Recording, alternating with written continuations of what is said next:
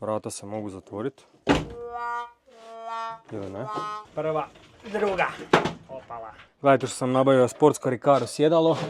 I pozdrav moji youtuberi, evo nas u novoj epizodi EG Drifta. Danas idemo završiti kavez. Dakle, prošli puta sam vam pokazao, ovdje mi je ostalo za napraviti još zaštitu ako te neko udari u vrata. Ista stvar je s druge strane. I ovu prečku ovdje moram zavariti tamo. Iako imam tamo original. Ovo je original prečka. Moram vidjeti hoću stavljati original ili ću stavljati novu cijev čisto zbog nosača volana. Na originalu imam već sve pripremljeno, a ako stavim novu cijev onda ću morat sam raditi pa ću vidjeti šta ću s time. I idemo vaditi motorče van. Da. Dakle, sve ćemo ovo raskopati i motor ide van. Stiglo mi ovdje također nekih paketića. To ću vam kasnije pokazati o čem se radi. Sva sreća nije vruće, laganih 32 stupnja. Javljaju do 35, tako da ćemo se fino zabaviti danas.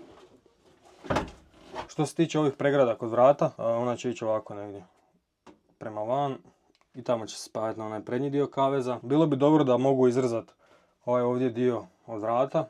Jer vidite koliko još ima još nekih 10 cenata da ova cijev može ići unutra skroz do ovog vanjskog lima. Međutim, odlučio sam ostaviti original prozore, a da bi njih ostavio moram ovaj mehanizam također ostaviti i on mi smeta da savijem tu cijev.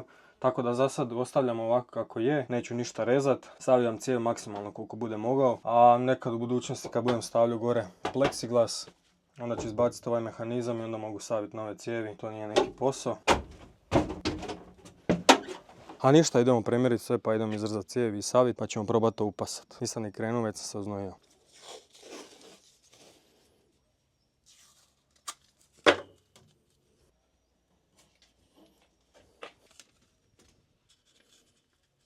Ne smijem ovu gornju cijev previše podići gore, ni ovdje, jer sam govedo i treba moći ući u auto. Mislim da će ovo biti ok. I još ćemo ovako tu dvije preke staviti koje će spajati gornju i donju cijev.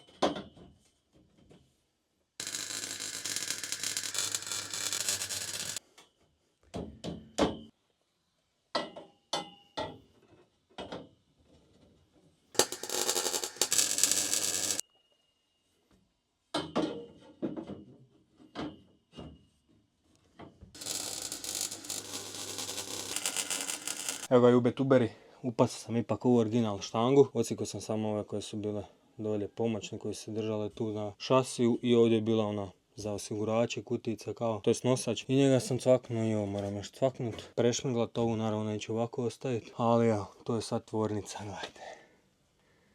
Topić. Isto tako s druge strane, idemo još ovdje navariti dvije prečke. Također tamo. I onda ću upamo motorčić.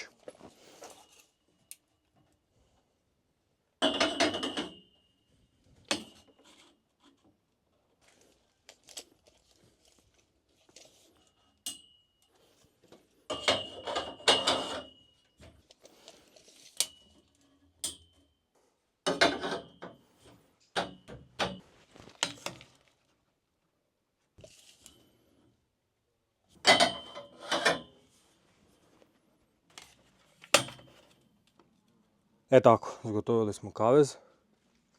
Odnosno ostale su mi ovako odavde cijevi prema motornom prostoru, idu na mulde.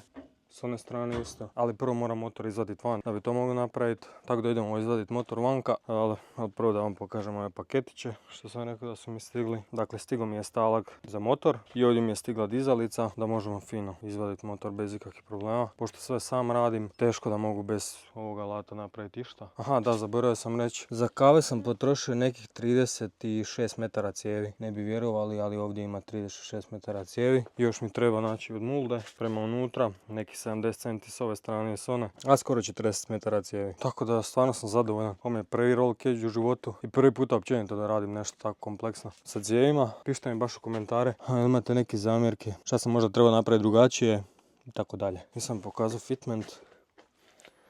Gledajte, meni se ovo čini dosta dobro. Vrata se mogu zatvoriti. ili ne. Aha, mogu. Da vam pokažem s unutarnje strane.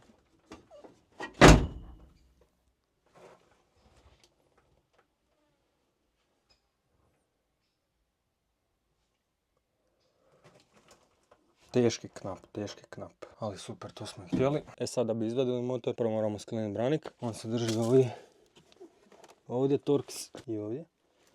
I imate, inače ja sam ih poskidao kad sam radio ove blatobrane, imate ovdje blatarice, odnosno one plastične zaštite i na njima se također drži, ali kažem ja sam ih već skinuo, tako da ih ne moram sad. Niti jednu cijev nisam zeznuo, odnosno nisam morao baciti neku cijev jer je krivo savijena ili sam je prekratko odrezao.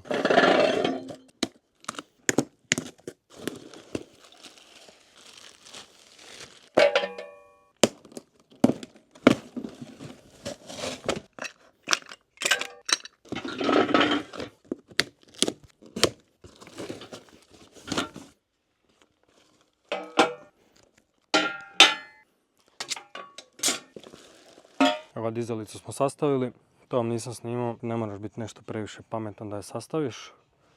Uzeo sam i ovaj balansirajući nastavak.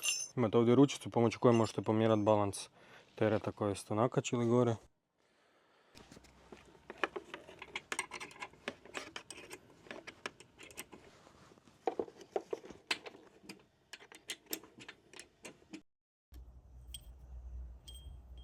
E sad možemo branik polako dolje, a pripazite sad imate maglinke da ne počupate žice.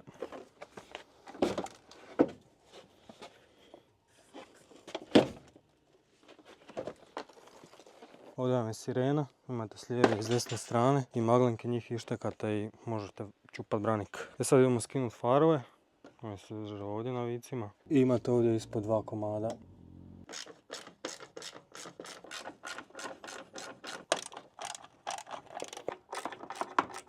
Osmice su u pitanju. Još morate skinuti ovu lajsnu, polako izvučete žmigavac. I ona vam se ovdje drži na kopčinju, sve unutarnje strane.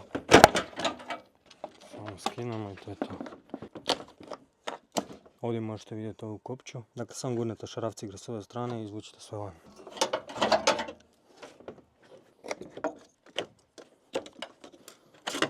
Sljedeće što skidamo, ova plastika koja vodi zapravo zrak u kućište filtera, odnosno filter zraka. Ona se drži na ovim kopčama, 4 komada. Izvučite ovaj srednji pipak van i kopča vam izađe.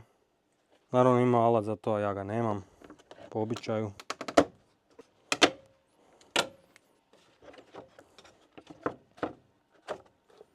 Ove plastike sve, ako nekom traju nek mi se javi, to sve ide ča. Nadalje idemo skidati ovaj vezni lim. Imate ovdje 2 šarafa. Ovdje 2 šarafa. I morate skinuti ovaj nosač branika sa ova 3 šarafa, isto tako s druge strane.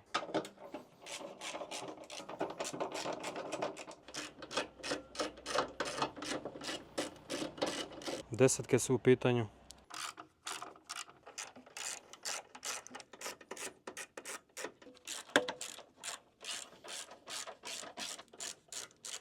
Trinaestke su u pitanju, imaju podlošku ispod.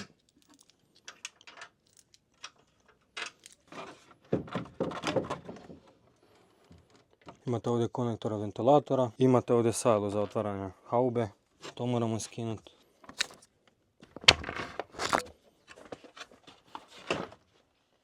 E sad, sljedeći na redu je hladnjak, on se samo izdigne, izvuče, odnosno ne hladnjak, 3 hladnjaka. Hladnjak vode, hladnjak klime i dolje imate hladnjak servo ulja. Dakle, moramo spojiti crijeva od klime, ovaj konektor, tamo dolje konektor, zajedno sa crijevom za vodu. Ovdje moramo spojiti vodu. Ovdje imate 2 crijeva koja morate spojiti. I dolje imate 2 crijeva. Ovaj ovdje i ovaj ovdje. Sad ta crijeva vam se skidaju tako da samo ovu plastiku izvučete van, izvučete crijevo.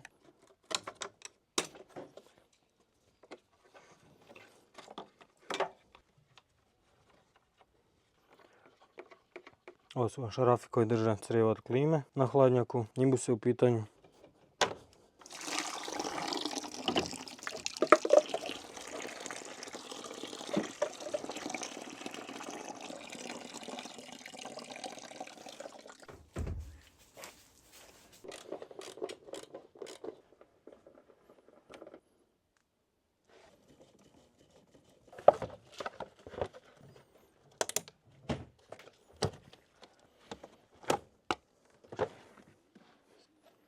Morate još skinuti dolje, nisam uspio snimiti jer je nezgodno ispad šarafati i snimat.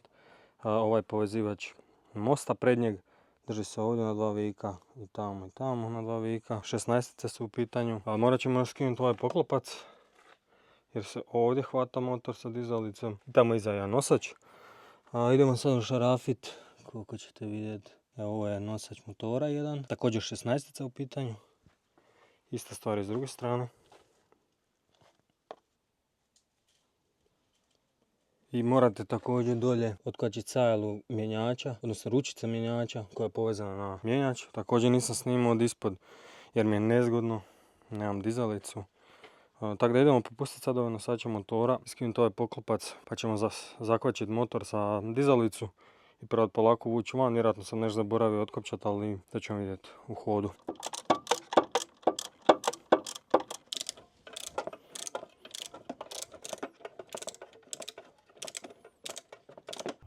16 su u pitanju. Prvo ćemo ga malo dići da vidimo šta će se dogoditi. Na ovoj prednjoj kopči je samo.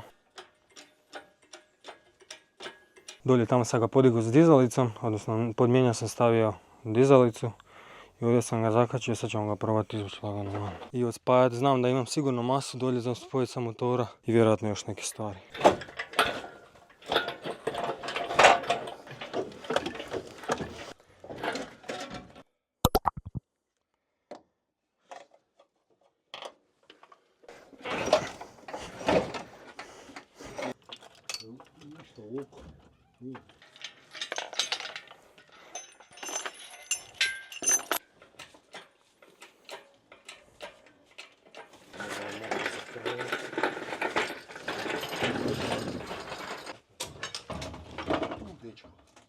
Evo, nakon jedno 2 sata čupanja motorče je vani. Prvi problem što nisam mogao šarafiti ove ispušne grane, odnosno auspuh.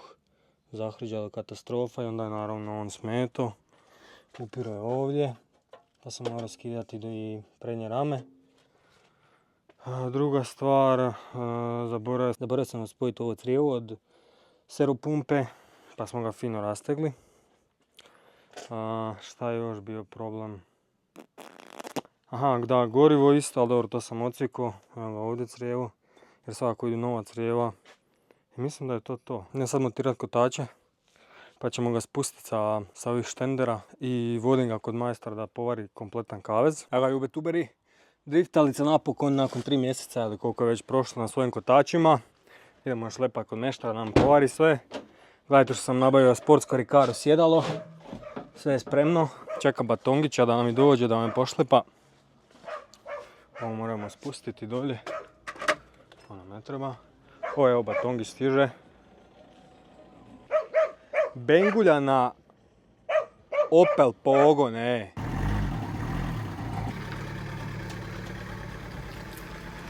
Idemo! Nema šta, i šiber smo si otvorili. Pravi ugođaj. Daj, gledajte mi YouTuberi što se vozimo, kako fino hladira ovdje. Aha, joj. Baš ne hladira. Motorni prostor, 0 konja. Prva, druga. Opala. To bi bilo to YouTuberi, nije nešto dug video, ali nema više šta za snimiti. Nisam baš detaljno sve snimao kako se šta skida, jer pola toga ne mogu snimiti, pošto nemam mjesta, se ne može snimiti. Ne bi ništa skontali. Neke stvari nisam ni znao što trebam skinuti. Točno, jer prvi puta vadim motor van. Ali evo sad znamo za ubuduće. Iako pol tih stvari neće biti uopće na motoru kad bude trkač, tako da će ga biti puno jednostavnije vaditi van i stavljati unutra. U sljedećem videu pripremamo auto za farbanje. Našao sam jako dobru boju. Reću vam da je Lamborghini u pitanju. Htio sam poslušati vaše komentare i onda sam slučajno išao po neke dijelove i pronašao sam tu boju. Baš mi se svidjela. Tako da ću cijeli auto prefarbati u tu boju a što se tiče folije, nju uvijek mogu zalijepiti onda na tu boju koju ćete vidjeti. Plus, kad bi lijepio foliju direktno na ovu boju, vidite kako se, znači mora biti doslovno svaki dio auta polijepiti, inače bi bilo ružno. Mora biti neka svjetlija boja ispod, pa onda folija, tako će puno bolje izgledati auto. Tako da ništa, vidimo se u narednom videu.